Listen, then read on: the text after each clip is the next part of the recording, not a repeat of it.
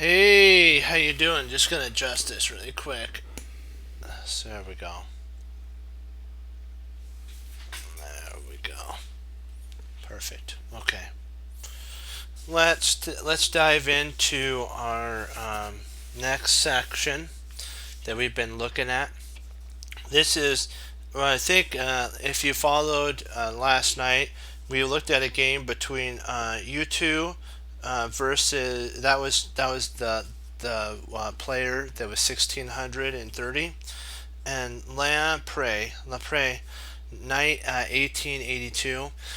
And we got to see how. Oops, sorry, I have to come back here. We got to see how the game actually would have been a draw, but she was thinking about the position so much that her time ran out and her opponent won on time.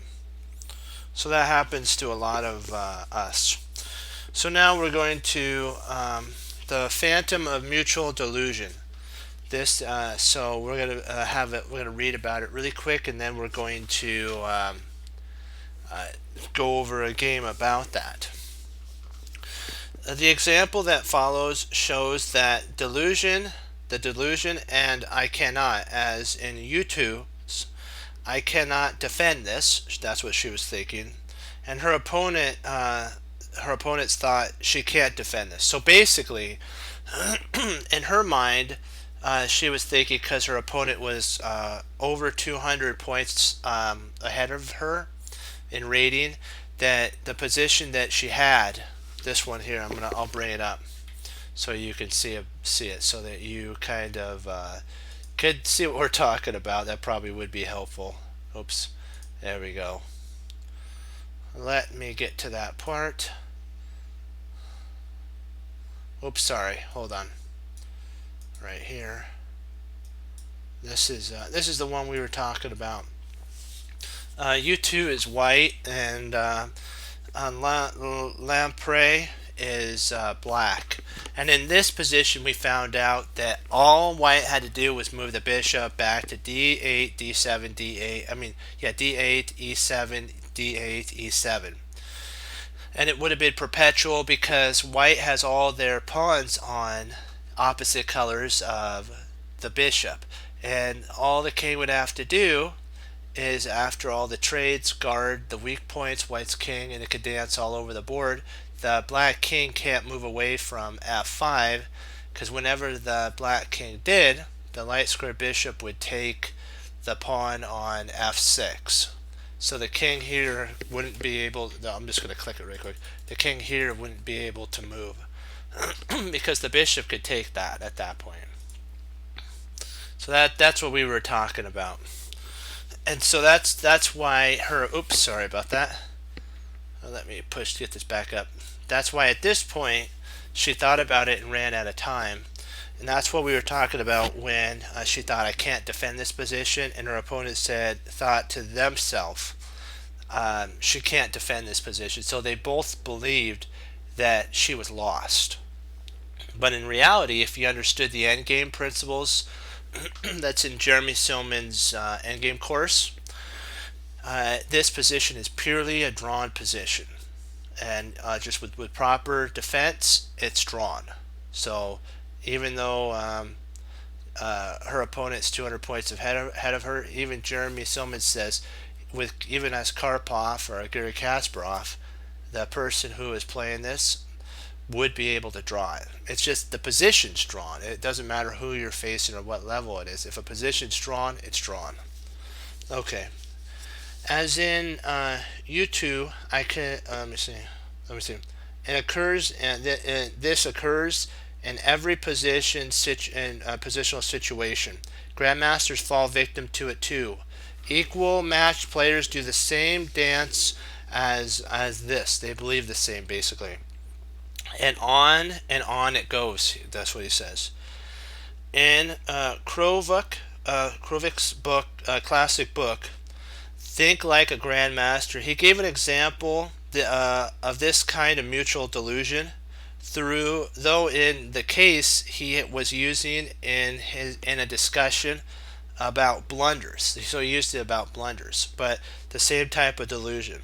However, let's look beyond the blunder and try and understand why this particular kind of mistake is made. And so now we're going to dive into setting up one. So let's clear the board.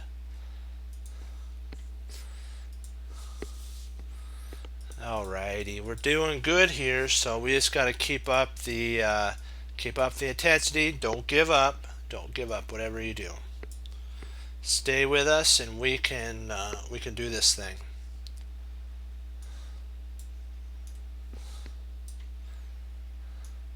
Just give me a second to make sure that I have this precisely set up. Thank you for your patience in this matter. Excellent, and it's black to move here. So we'll make this into a study. Okay, and I have to just take a second to write the player's name in. So just give me 1 sec, and then we'll dive right into it.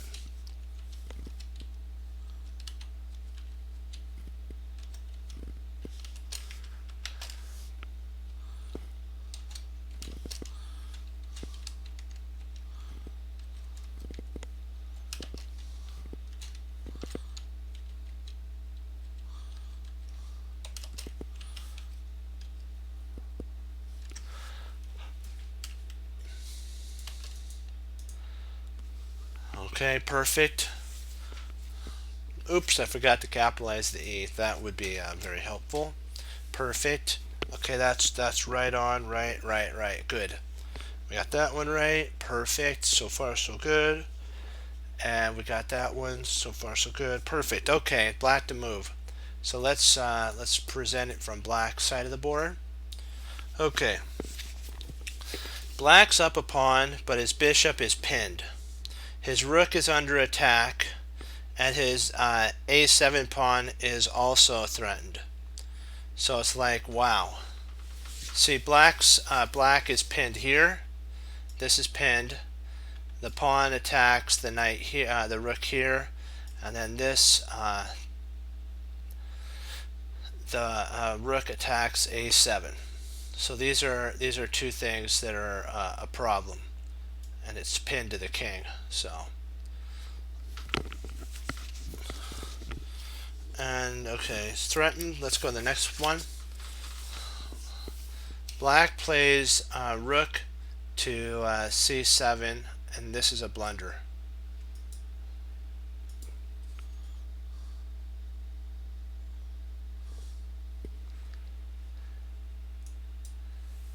It's incredible how often this happens. In one sense, this is a perfect solution. It saves. One second. What am I missing? Did I set this up wrong? A6, A7. Huh? Doesn't that just lose a? That just loses a piece. And in one sense, this is the perfect solution. It saves the rook, defends the a7 pawn, threatens white's rook, and tries to trade it into a winning pawn up bishop versus knight endgame after white plays rook takes c7. Bishop d6 doesn't work. What did...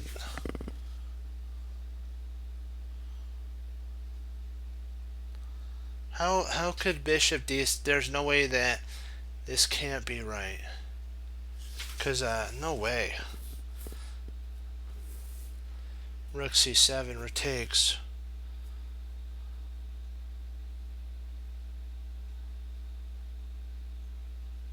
Oh, I should have read a little longer, a little further. Sorry, and threaten, and yeah, bishop takes, forking the rook and the king. The problem is that after rook takes c6, bishop d6 is illegal. Since the bishop is pinned, Ragzin had simply forgotten about the pin but he was 100% sure that if white captured c7, he would acquire a winning endgame. And as a result of this knowledge that rook takes c7 was just what he wanted, white too did an illusion across the board to his. Basically, he looked like, whoa, hello, kind of course, fully understood his opponent's idea. He wanted me to take it, then bishop d6 leaves me with a lost endgame, and thus scrambled to a form of a Villa Khan mind. I'm not sure what that means. And he saw what black saw, knew what black knew, and felt the certainty that black undoubtedly felt. And so it came to pass that both players were in a complete agreement that a rook takes c7 led to a lost endgame for white. It's interesting to note that a member of the audience became so agitated that Eber or something like that, I don't know how to pronounce his name, wasn't devouring the gift and winning the game, that he screamed basically really loud, "Take the rook!" Poor the player that I talked about, white. I'll just say white. Completely he gave the fool in the audience an angry glare. Basically, he gave the person in the audience a glare like, don't even think about that. No doubt thinking, I can't take it. I can't take it. What are you talking about, basically? Aren't you even, this one guy, the kind of look he gave it was, aren't you, what are you doing? You're like a really strong player. Why aren't you taking that? Basically, he looked right back at him with the same look, that you should take that. And the guy they were just in such disbelief. It's sometimes moves are so missed because they're right in front of you that it looks like so obvious. We would look at this move when we're right. Oops, come on. We would look at this move here, and of course say to us ourselves, yeah, let's just take it. But let's just say that, I'm just hypothetically, you're facing, we'll say Karpov. We'll say you're facing Karpov. And Karpov plays this move here, and you're white, and Karpov's like, he's a world champion. He was a world champion at one point. And you're thinking to yourself, man, what does Karpov see that I don't see? And our Gary Kasparov, our Fabi, our Magnus Carlsen, Nakamura, all the greats, it doesn't matter who, we'll just say a really, really strong grandmaster. You'll say, if I take it, he's probably got something, they've probably got something that I don't see. And you'll probably move your rook. Surprisingly, a player would, in fear, move their rook and not take that rook, surprisingly. That's what Jeremy Silva is trying to say. It's so obvious. Sometimes these moves that are like exclams, double exclams, maybe even a triple. Maybe in your life you could do a triple exclam. It's only been done once, I believe. But you could potentially do that. And you just miss it because of fear. Fear is a very powerful force. So that's what we're studying right now, my friends, is how to conquer that fear. Not let the fear of rating points get the better of you, because you have the same amount of quality and talent that every player has. We just have something, we have fear that we have to conquer. And that's what the Lord said, that He hasn't given us He hasn't given us a spirit of fear, but of love and peace and of sound mind. Okay, so that if Jesus said that, you know what? Then we should believe it, take it to heart. Sometimes it's scary when you sit down at that board. I'm not saying it's not. Every player, even the super grandmasters, if they tell you that they don't have a tiny bit of butterflies in their stomachs when they sit down at first, But once that first move is played, my friends, it's kind of like when you get in that bubble, and then it's fun from then on. So, just a little bit of, fun talk there. Okay, we got to get back here. Lost endgame, okay. And he retreated his rook from d7 to d5.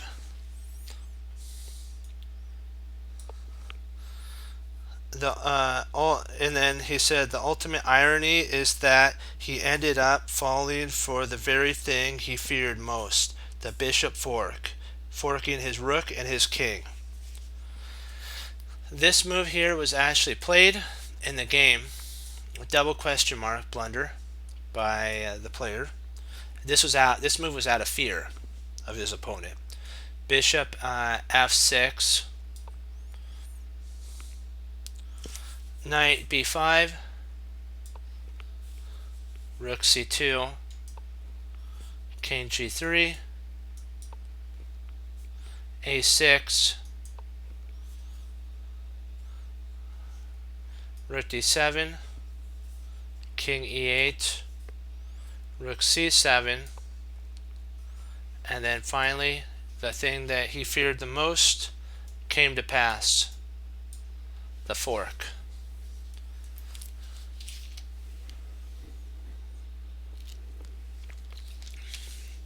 And it all could have been avoided with one single move.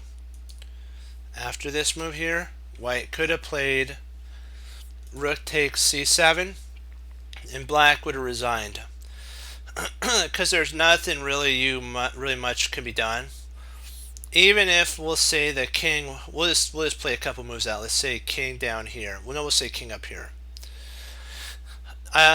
You could potentially keep the rook and be up a whole rook. Some players would just trade down here, take, and then come down here and fork. And then after the king moves, the knight takes here, and and then you take here, and what you're actually doing is you then could, if the king came up here, you gotta be careful, but you can actually retreat your king out, and then fortify the pawns, and come on over into here, and then try to undermine this pawn right there through that. And these two pawns actually help protect themselves when they're connected like this. The king could actually get here, and it can't take that pawn. The king can't take this pawn. So even if the king got here, the a2 pawn wouldn't be able to be taken because this pawn would just promote up the board. It would just go straight up the board after the king took there. So that's the cool thing about connected pass pawns. They protect themselves. And if there wasn't a knight on the board, this would actually be surprisingly a mutual draw, because the white king wouldn't be able to take and the black king wouldn't be able to take. But because white has a knight, the knight could, in theory, the white's king could actually get here, and the knight could potentially sacrifice itself for that pawn. And after the pawn took, the king would then take after that.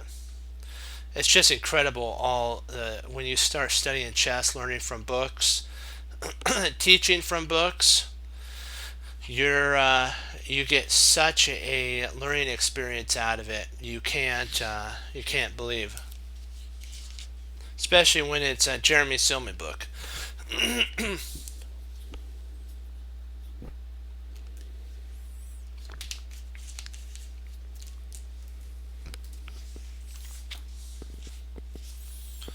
Okay, let's get to this part here. Back to the main part that we were talking about. What we have here isn't a blunder created by a flawed calculation. Instead, it's a picture of perfect but extreme case of falling under the spell of the opponent's demeanor. Basically, you react to your opponent. a kind of massive hallucination, he was saying. I love this story when I first read it from Kotov, book. That's the one about, let me see, what is that? I gotta go back and get the name of it. Oh, Think Like a Grandmaster. Think Like a Grandmaster. But it seemed a bit far-fetched to me. Sorry about repeating that again. But, comma, as fate would have it, an ex-player, I experienced almost the exact same thing while coaching the American junior team with Paul Banco in Szeged, Hungary. I have to get this position set up, this board set up, and then we'll go over it. Let's get the board edited. This is the position right here that we're going to be looking at. You gotta love it when you can study from books that really teach well. You get to learn, you get to take the knowledge of someone's experience and get to use it and be able to apply it in your own game. You gotta love that for sure.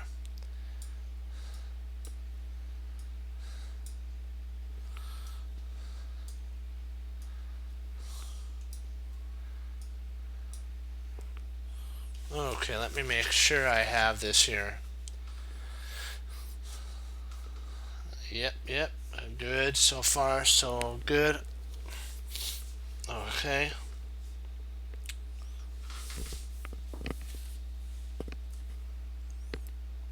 We'll make this a study.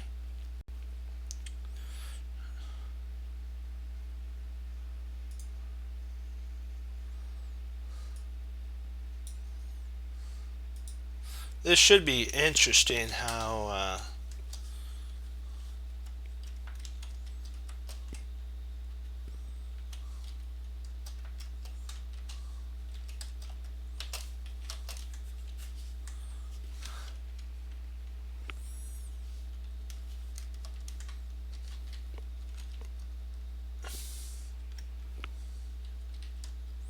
wow, this is a Josh Waiskins game. Incredible.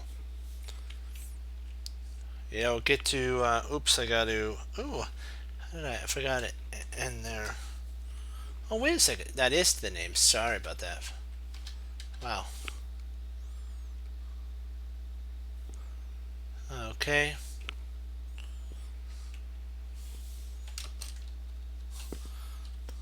Yeah, this is going to be an interesting game. I'm looking forward to this. There we go.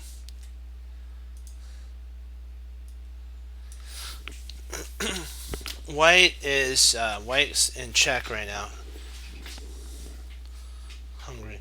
Since coaches were not allowed in the playing hall for fear that they would speak to players, Banco and I were watching from way up above in the balcony. Black has just played his move queen to g2, checking White's king. It's clear that Black has a big advantage, and we were sure Josh was going to win the game. And after giving the check, he only had 5 minutes for the next few moves, but surely would prove to be more than enough time. So, Queen F2. We expected Queen takes G2, and then Rook takes G2 check, and then King D3. So basically, this is what they were expecting here. This is what they were expecting. It's a better fight than King D1.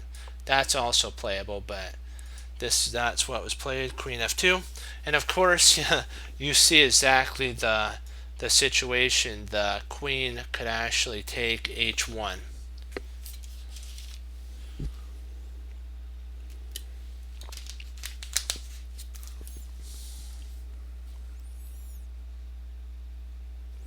And after king d3, rook.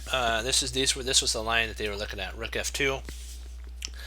Rook takes f5, king g7, rook h3, and then b5 here.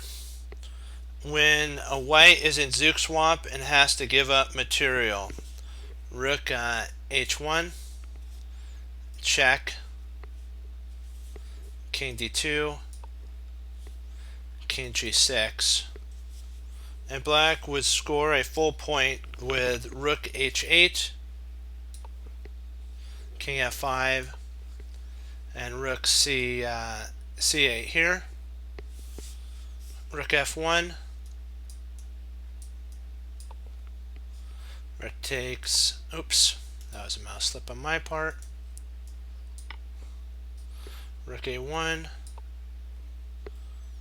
rook b6, a4, rook takes b5, rook takes king, king e4, interesting, rook b8, f3, rook f8, now rook takes a3, and this is as Josh says in his chess for our grandmaster teaches chess type of game, or CD1. He talks about this game and that the theory of two weaknesses. He says that he actually completely missed this move. He was in such a time advantage. I mean, not time advantage. He was in such a winning position when his opponent played this that his opponent actually got up from the chair, he said, and had his coat on and was walking and pushing the chair in and walking to the door because he thought Josh saw this move because he was so disgusted with his position that he missed queen f2. He played queen f2, and Josh actually missed this move. He was so in the type of idea that they were talking about that Jeremy Silman and Paul Banco were looking at. I mean, that he was looking at. This system here I was talking about. He was thinking something like this, and then he's like, "I better retreat out." And so he actually retreats in this position. However, rook queen f2 seems odd. How did we miss it? How did we miss it? Then reality hit us both. In the face. This simply hung the rook on h1. Wow. Of course, it was clear that white wasn't aware of h1 was floating in the breeze, no doubt, or in the air. That's what we say. No doubt, feeling that it was defended a moment ago, and so black still can't take it. Good news for us, since now, after the obvious queen takes h1, white would resign, and we could begin looking at the games of the other players. But no, instead of snapping off the rook, followed by rook g2 to boot, Josh sank into a deep thought. In fact, he seemed disturbed by rook f, this move here, queen f2. For some reason, he thought this wasn't possible, just like our initial reaction, and we couldn't understand why it was not staring him in the face. 1 minute ticked by, then two. It's become clear that Josh had brought into white. He cannot take the rook. Brought into whites. He cannot take the rook. So basically, that's what he was thinking.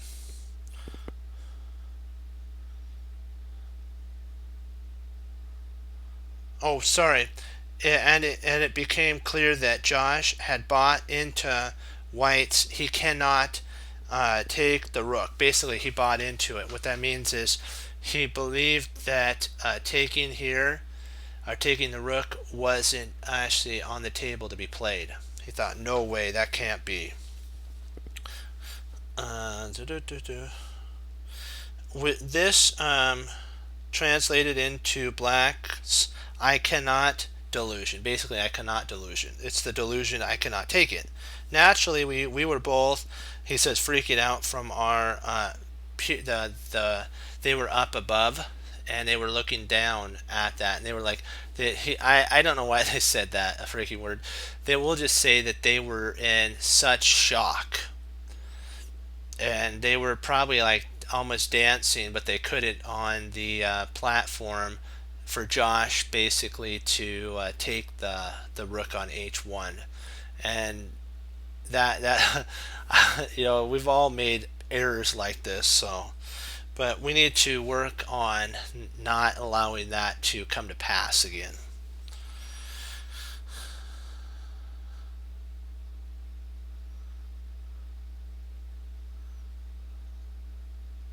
Let me see here. After 3 minutes passed, Banco started muttering, basically going like something like that. Take the rook. Why isn't he taking the rook? Why isn't he take the rook? Why isn't he taking the rook? That's basically what it says. I told him to be quiet, but another 30 seconds went by, leaving Josh with just 90 seconds left on his clock. And Paul, who had lost all control, started raising his voice as he repeated the rook mantra, basically. Take the rook. Why can't he take the rook? That's what was going through. That's what he was saying. Of course, the arbiters would not take kindly to coaches sharing this kind of information, so I quickly grabbed Banco and took him away from the scene of his basically Banco was in complete agony at that point. He's like thinking, man, why doesn't Josh see it? Why doesn't Josh see it? It's gonna be kind of hard if you had a student that you were teaching, you were watching from the balcony, you saw this, you saw that all your student would have to do is play queen takes h1. I know each and every one of us would be doing the same exact thing that Paul Banco did. We'd be like dancing, jumping around, trying basically to send the message like take the rook, but you can't talk to your to the players. So that's why Jeremy Silman had to basically take Paul Banco aside so that it wouldn't ruin Josh's chance of winning. And so he took him away from the scene after using up all but a minute. Black was clearly wondering, how did I miss this defense? Josh finally played queen g6. 1 second, let me get a drink. Excuse me.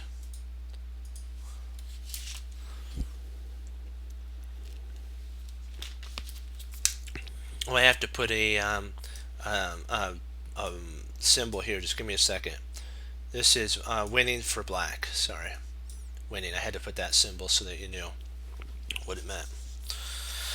And after king e2, knight f5, queen f5, rook h4, rook g5,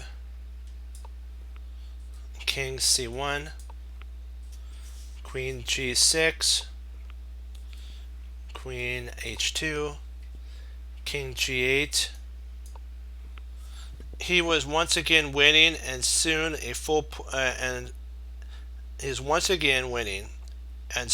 scored the full point. Queen d2, rook g3 or g2, queen d3, queen g5, rook h3, h4, king b2, rook g3, rook h2, h3, c4, d takes c4, queen takes c4, queen f5, queen e2, king f7, queen e1, and then rook g2. And as we see, if the opponent's delusion can create a cannot so powerful that you aren't able to see a move, like taking the rook, the hanging rook. And imagine how easy it is to buy into something believable like a threat. That's why you have to use the word I don't believe what my opponent is doing. And promptly when your enemy's threat appears, and if your opponent plays a move that you have never imagined, like queen f2 in the Wiskins game, or Waskins game. Sorry if I'm pronouncing it wrong. Instead of allowing yourself to get confused, seek, S-E-E-K, double E-K, instant clarity by asking, how can I take advantage of this move?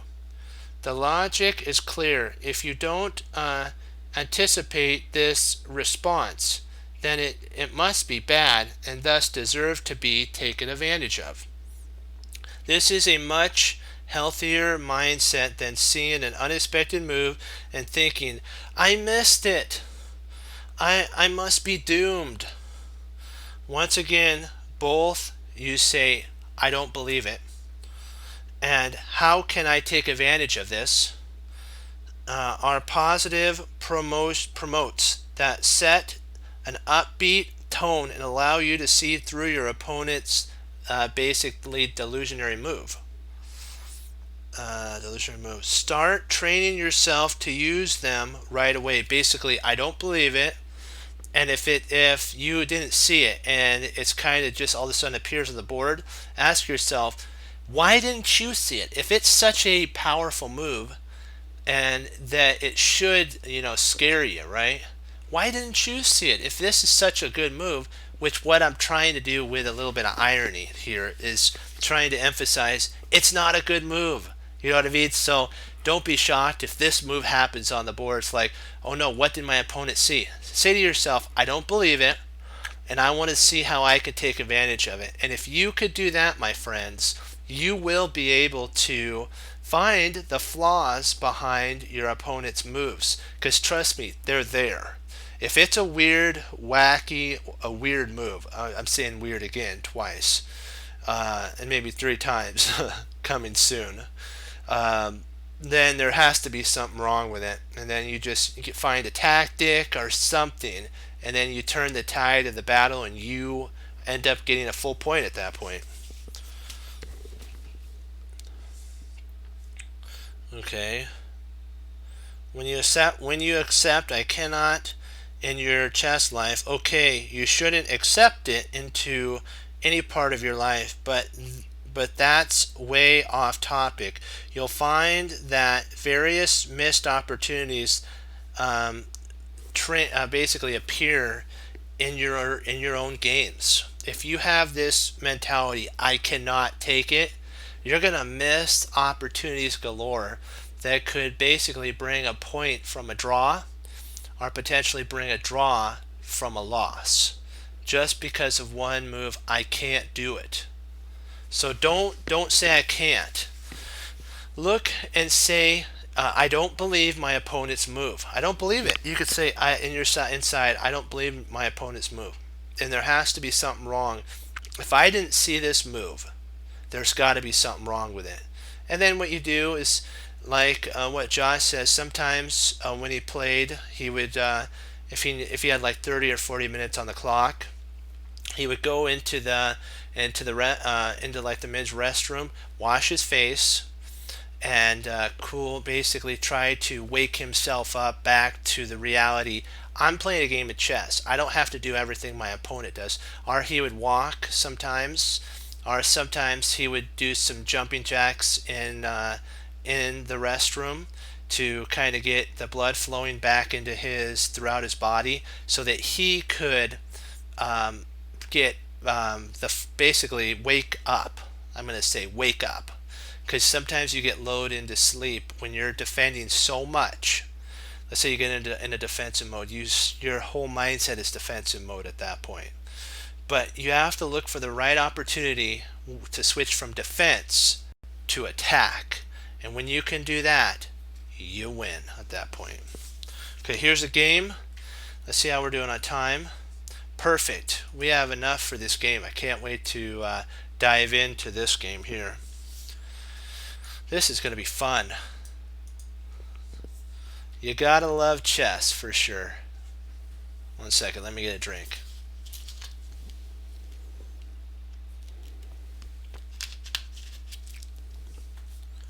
Come on, don't lag on me now.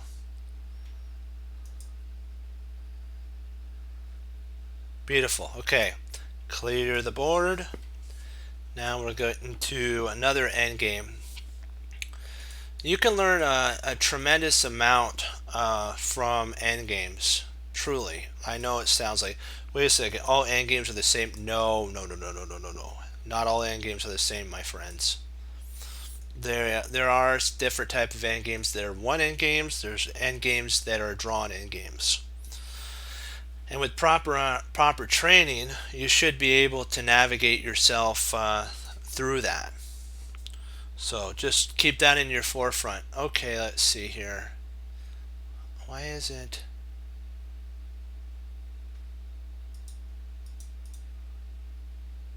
What am I...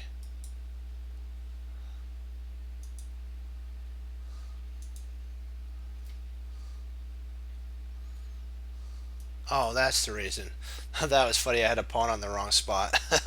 It can't be on A1. That makes sense.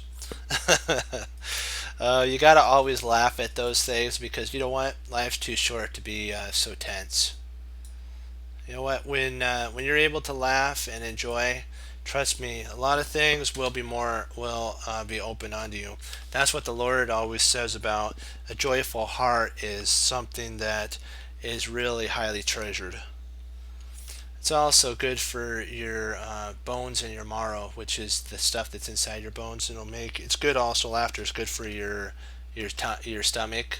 If you laugh a little bit, it'll make you feel better. Not all the time, but you know what? It does warm up you when you kind of are feeling down. When somebody makes you just giggle a little bit, it changes the whole how you feel about things, and you're more able to endure things during that time. So that's the cool thing. I guess what I'm trying to say is be joyous and happy and have fun playing chess always. Yep, there we go. Alright. Okay, perfect. It's white to move, so we can actually keep it as white. Let us do it. And aside from the fact that black's a pawn up, white also saw that rook 8 to b3, rook 8. White saw this move here for black. That potentially that's a move for the rook. So that rook 8 b3 was coming. Since 8 b3 followed by rook h3 is mate, seems impossible to stop. The white basically bowed to the I cannot syndrome. I cannot syndrome. As in, I cannot do anything about it, and resigned. However, if you have plenty of time left for thought, why tip your king when you can calmly look at the board for something, anything that might offer some hope to your position? The old saying goes, nobody ever won a game by resigning. It's hard to argue with, so why not use that clock's time to seek a miracle? Consider this. If you had um, basically like a lot of um, we'll just say wolves chasing you, just a minute away from where basically you're going to be, where you're going to be, and the only means of escapes appears to be basically leaping into the water from very high up, and below there it doesn't look good. Basically, we'll just say it. The down below is pretty scary. It's dark. You don't know what's there, and you have like wolves chasing you, and you know that your only opportunity is to jump, and you know there's water down there, but you're hoping that there's nothing that's going to really hurt you. Wouldn't you rather risk jumping than basically being hurt by those wolves? Yes, and that's kind of the influence that Jeremy Soma's trying to say. Just leap. Don't just stay there and be hurt. Wouldn't you rather just leap? Give it the best opportunity that you have to survive, and not worry about it. That's kind of what, if you tip over your clock, it's like giving in to the fear that you have an opportunity. You have a way to jump into the water. And the majority of the time, our fear is what actually stops us from seeing the miracle move. And I know that's kind of a extreme example, but you know what? Sometimes extreme examples need to be used to enforce into our minds that why tip your king when you have some time on the clock? See if there's a way to survive. And if there is an inkling of a chance, go for it. It's better than just resigning, than having to go to your coach and say, I resigned. Why did you have how much time did you have on your clock? And you have to say, I had 50 minutes on my clock. Then your coach goes, why didn't you use some of that time to try to find a maybe a better move? And then you go over the game with your coach, and they find out that there was a miracle move. And if you would have just been patient, and as I like to say in that example with the wolves chasing you, and just leaped into the water, you might have survived. Better than not. Okay. Okay, let me see. Okay, in chess, we need to put the same emotional, basically energy into trying to defend the position as you would a life or death situation.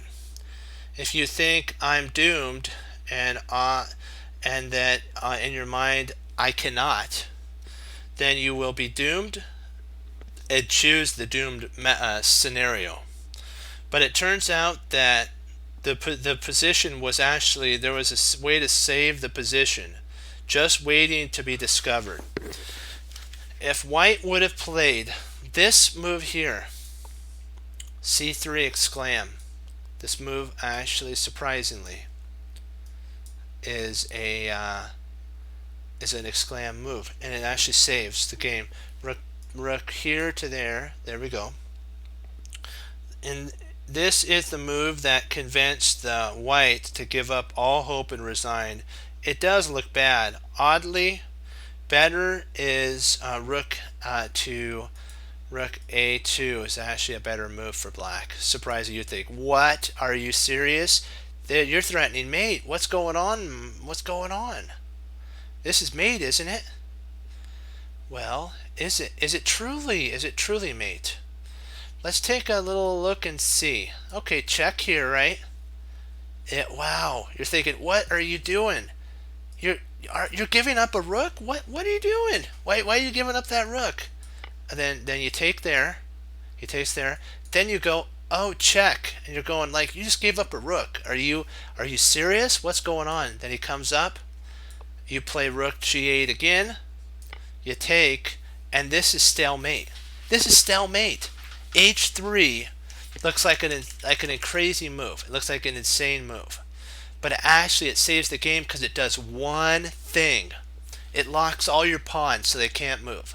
So if you didn't have your two rooks on the board, you wouldn't be able to.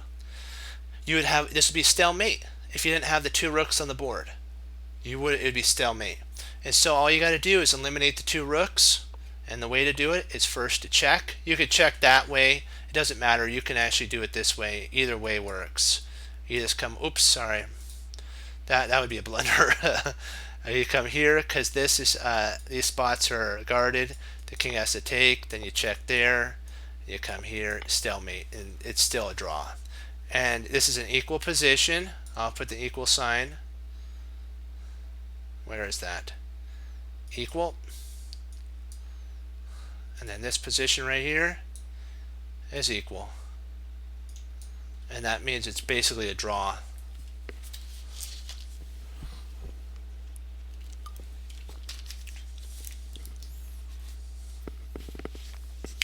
And surprisingly, rook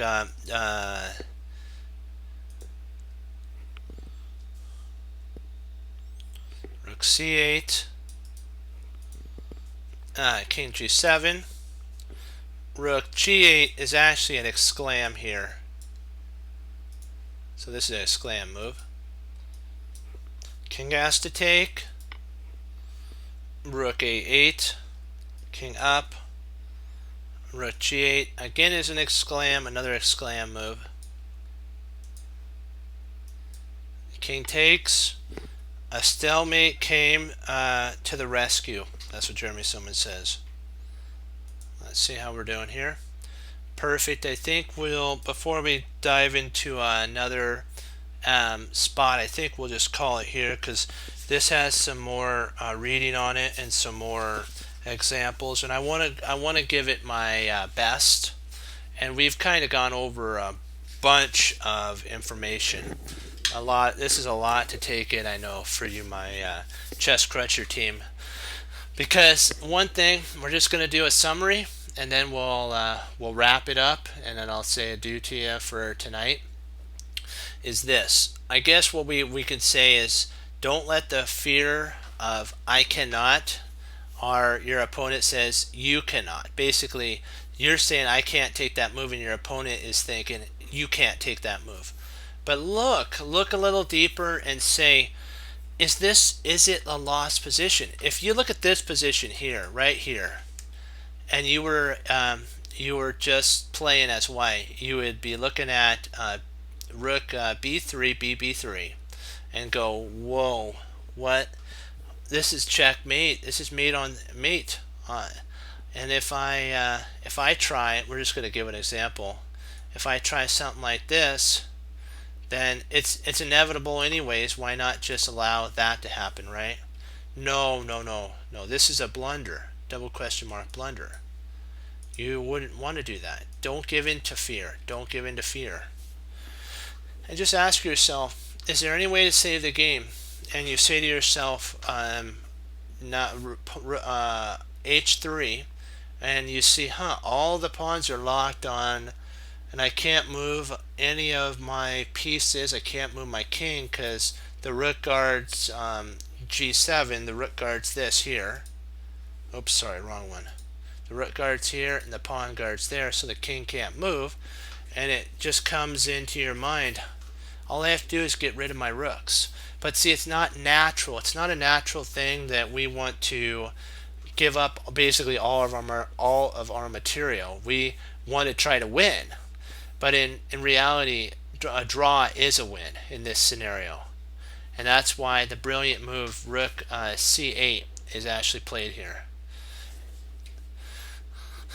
And so there's also this move too, rook a8. If the black tries doing that, the same thing actually comes down the pike. It doesn't matter. Still a draw. So either one actually wins does a draw. But the hard thing is, and I know I'm emphasizing it time and time again, you have to fight the desire always to go for the, it's not the berserker mentality is great, but also a berserker understands when to retreat and when to go all in. They think about it. A wise berserker lives long and they get old because they understand when they are winning a battle and when they're losing a battle. But if they know that there is an opportunity to win, they're going to go all in, and that scares the life out of your army of the other side, because they know this player is all in. And so if you have the mentality and you present the mentality of I'm all in, no matter what, even in this position it's a draw, I'm all in for that draw. See, you have to be all in for any situation, and then we'll end on that. I appreciate you listening to me kind of talk to you, because this is just some life lessons that I had to come to grips with to get where I am now. And it's been a lot of scrapes and bruises, and lots of not fun times. But in the end, when you get that rating that you want, and you get to tell your coach and all that, and your parents, it's so great that you know what, they came to see you do the best, and whatever your best is, they're happy with it. Okay, so always remember that. And so is Chess Cruncher TV is happy with you too, as long as you give it 100%. Okay. Well, do you know what? I appreciate y'all for participating, listening, staying on, and kind of listening to all the advice that I'm giving. I know I talk a lot, but the whole thing is my teacher used to always talk with me, and rather sometimes we didn't do chess. And I'm probably not going to do the Bruce Lee thing. I just want to share this with you. My teacher, we would just have sessions sometimes of just us talking psychologically to get me ready for the tournaments before I played. And it helped me to win a multitude of tournaments. And I always remember what he told me. Ratings come, ratings go, but learning is forever. And he always told me never to boast about what rating you have, because you know what? That sometimes will distract from teaching a student. So that's why we don't talk about ratings, is because it's important, but it's not important. The important part is for you to get better in my team Chess Cruncher, because we're a team. It's not I, it's we. And I'll do the Bruce Lee, because we always got to do it. Take what you know and apply it. Be willing to do something with it, and always keep pushing forward, never settling for second best or second place. It's first loser in the seals, and we always know that a draw is a win as well. Okay, that's what. And have to remember always that I pray that you receive the Lord Jesus, Lord and Savior. It's as important as a chess move and decision and the fear of I can't. You can receive Jesus as Lord and Savior. Okay, and that's where our Team Chess Cruncher motto fits in. Hang up your coats, hang up your hats, sit down and study when most won't. Team Chess Cruncher does, and that makes all the difference. And as Wesley So says, serve the Lord Jesus, and as I say, God bless, and I'll see you next time on Chess Cruncher TV. And have a blessed morning, afternoon, and evening. Remember what Hannibal Smith said. Always inside of a position, even if it looks random, there's always a plan. And when you find it, you get to say, I love it when a plan comes together. Okay, 2 thumbs up, hoorah, be blessed. I'll see you tomorrow, and we'll keep studying and get over that I can't bug. Okay, 2 thumbs up, hoorah, go Team Chess Cruncher. Bye-bye.